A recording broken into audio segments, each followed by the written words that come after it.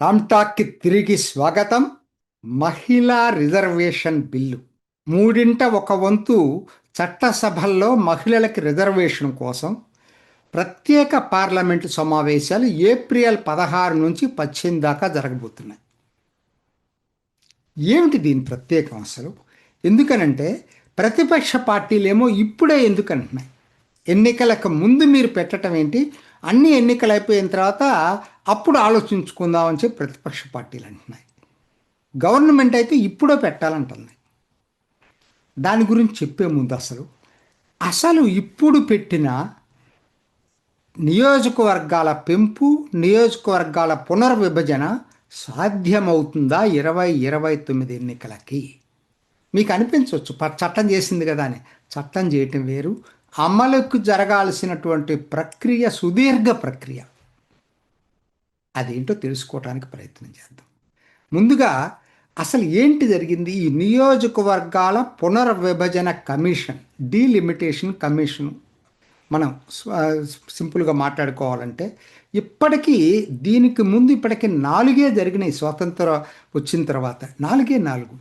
1952లో ఒక చట్టం తీసుకొచ్చారు, 63లో ఒక చట్టం తీసుకొచ్చారు, 73లో ఒక చట్టం తీసుకొచ్చారు, తిరిగి 2002లో ఒక చట్టం తీసుకొచ్చారు. మొత్తం 4 ఇప్పటి వరకు. అందులో మొదటి 3 కూడా మొత్తం డీలిమిటేషన్ కమిషను నియోజకవర్గాలను కూడా పెంపు తగ్గుదల కూడా అదే డిసైడ్ చేసింది పునర్విభజనతో పాటు. కానీ 4వ డీలిమిటేషన్ కమిషన్ 2002 మాత్రం కేవలం పునర్విభజన్నే డిసైడ్ చేసింది, నియోజకవర్గాల సంఖ్యను మార్చలేదు. దీని చరిత్ర ఇది. స్వాతంత్రం వచ్చిన తర్వాత 494 నుంచి 543కి వచ్చింది. అంటే ఆల్మోస్ట్ 500కి అటు ఇటుగానే ఉంది, పెద్దగా మార్పులు ఏం లేవు ఇన్ని సంవత్సరాల్లో.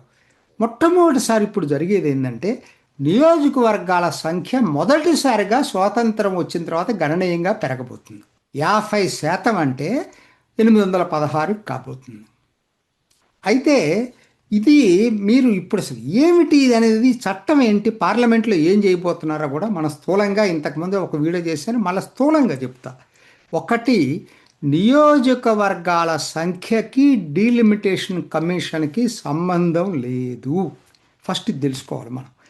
నియోజకవర్గాలు ఎందుకంటే చాలామంది ప్రతిపక్ష నాయకులు ఇష్టం వచ్చినట్టు మాట్లాడేస్తున్నారు. 1971 జనాభా ప్రాతిపదికను తీసుకోవాలి, 2011ను తీసుకోవటానికి లేదని స్టాలిన్ మాట్లాడుతున్నాడు రకరకాలుగా. అసలు ఎవరు చెప్పారు 2011 జనాభా లెక్కల ప్రాతిపదికన నియోజకవర్గాల డీలిమిటేషన్ కమిషన్?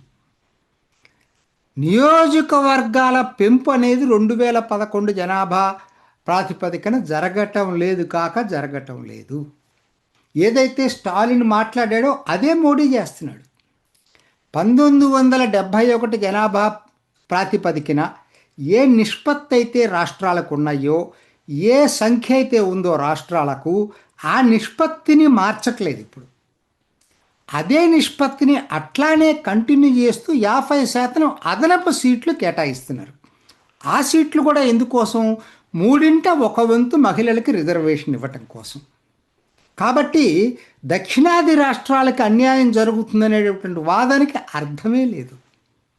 ఈ నియోజకవర్గాల పెంపు 1971 జనాభా ఆధారంగానే ఉంది ఇప్పటికి కూడా, 2011 జనాభా ఆధారంగా కాదు పెట్టబోయేటువంటి పార్లమెంటు చట్టం. ఇది ప్రజలు తెలుసుకోవాలి ముందు.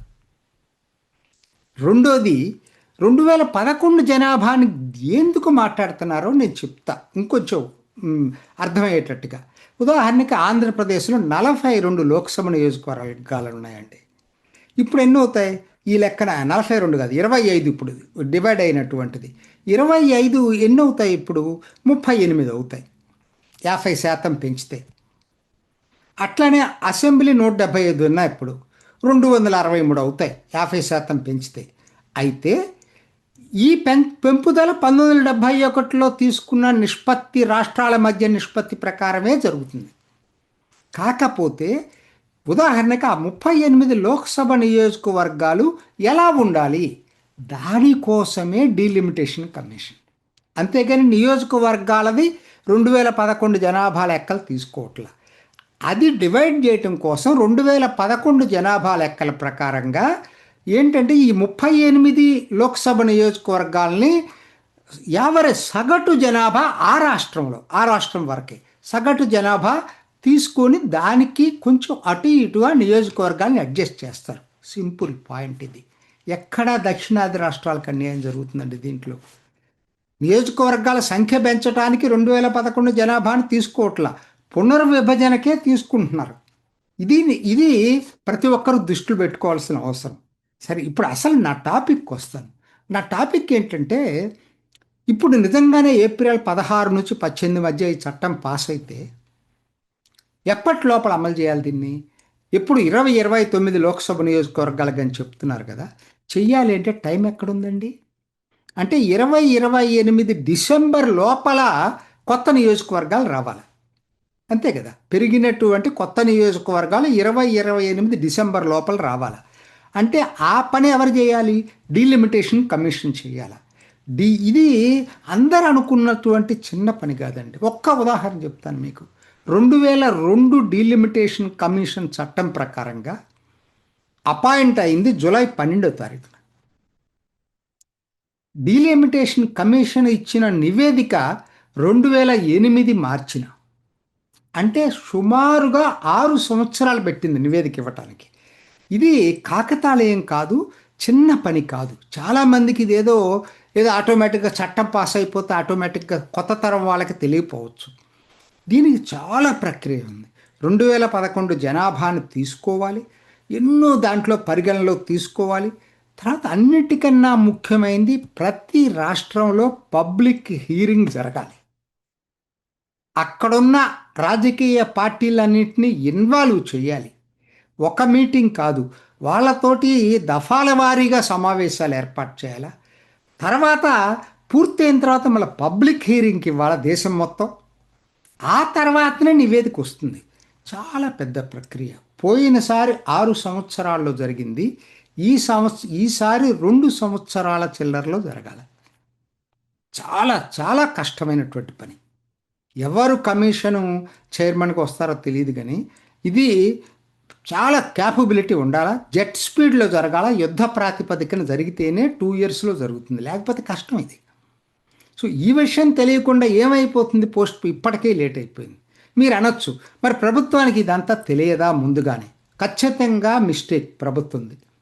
కేంద్ర ప్రభుత్వం 2023లో ఈ బిల్లు ప్రవేశపెట్టినప్పుడే, ఎందుకంటే ఆ బిల్లు స్పష్టంగా ఉంది, అంతకుముందు దాన్ని మార్చలేదు కదా. రాజ్యాంగ సవరణ ఏముంది అంతకుముందుది? 2002లో చేసిన రాజ్యాంగ సవరణ ప్రకారంగా 2026 దాకా నియోజకవర్గాల పెంపు వర్తించదు, ఆ తర్వాత జరిగే ఫస్ట్ సెన్సస్ నుంచే వర్తిస్తుందని చెప్పారు. అంటే 29 కదా, అయ్యే పని కాదు అసలు. ఇంత ప్రక్రియ పెట్టుకొని వాళ్ళు అలా చేయకుండా ఇప్పుడు ఏదైతే సవరణ తీసుకొస్తున్నారో దాన్ని ఆ రోజే 2023లో చేసున్నట్టయితే బాగుండేది ఖచ్చితంగా. అది మరి తెలిసి చేశారా తెలియక చేశారా తెలియదు, కానీ అది మాత్రం ప్రభుత్వం యొక్క మిస్టేక్, దాంట్లో డౌటే లేదు. అందుకని చెప్పి వదిలిపెట్టేద్దామా? 2029కి మహిళలకి రిజర్వేషన్ ఇవ్వాలా లేదా? కనీసం బెటర్ లేట్ దాన్ నెవర్. ప్రభుత్వం రియలైజ్ అయ్యింది, ఇప్పుడు యుద్ధ ప్రాతిపదికన చేస్తే నేను 2029కి ఇవ్వగలనని చెప్తా ఉంది. అందుకోసమే ఇవాళ తొందరపడుతుంది. ఇది మీరు అనొచ్చు, సరే ఇంత లేట్ ఎటు అయింది కదా. చివరగా ఈ పాయింట్ ఇంపార్టెంట్. ఇప్పుడే ఎందుకు ఏప్రిల్ 16 నుంచి 18? మే 4 ఎన్నికలు అయిపోయిన తర్వాత మేలో ఎప్పుడో ఒకసారి పెట్టుకోవచ్చు కదా అనేది మీరు అనొచ్చు. ఇక్కడే మోడీ యొక్క వ్యూహం అమలవుతుంది. ఏంటనంటే, ఒకటి లేట్ అవుతా ఉంది, రెండోది ఇంపార్టెంట్ పాయింట్ ఏంటంటే, అసలు ఇది కాన్స్టిట్యూషనల్ అమెండ్మెంట్ బిల్స్, 3/2 పార్లమెంట్లో కావాలి. ఏదో ఒక వంకతోటి కాంగ్రెస్ పార్టీ దీన్ని వ్యతిరేకిస్తుంది, తృణమూల్ కాంగ్రెస్ వ్యతిరేకిస్తుంది. రేపొద్దున ఎన్నికలు అయిపోయిన తర్వాత అయ్యేటట్టయితే వీళ్ళకి ఆబ్లిగేషన్ ఉండదు, వెంటనే ఆబ్లిగేషన్ ఉండదు, తర్వాత ఎప్పుడు ఉంటుందో. సో ఎన్నికలు లేవు తర్వాత వెంటనే. సో అందుకోసం అని చెప్పి వాళ్ళు ఇప్పుడు మోడీ ఏంటంటే ఎన్నికలకు ముందు ఎటు పెట్టబోతున్నాను మేనో ఏప్రిల్ అసలు మొన్న బడ్జెట్ సమావేశాల్లోనే పెట్టారు బిల్లు పెడదామని అనుకున్నారు మాట్లాడారు. కాంగ్రెస్ అబ్జెక్ట్ చేసింది. సరే కొంత టైం తీసుకొని ప్రజల మందికి కూడా దీన్ని చెప్పొచ్చు అని చెప్పి నిన్నే ఓపీఈడి కూడా రాశాడు ఆయన మోడీ పత్రికల్లో అన్నింటిలో కూడా. అందుకని ఆయన వ్యూహం ఏంటంటే కనీసం వెస్ట్ బెంగాల్ తమిళనాడు ఎన్నికల ముందైతే ప్రతిపక్షాలు నో చెప్పే పరిస్థితి ఉండదు, ఖచ్చితంగా చచ్చినట్టు యాక్సెప్ట్ చేసి తీరాలి.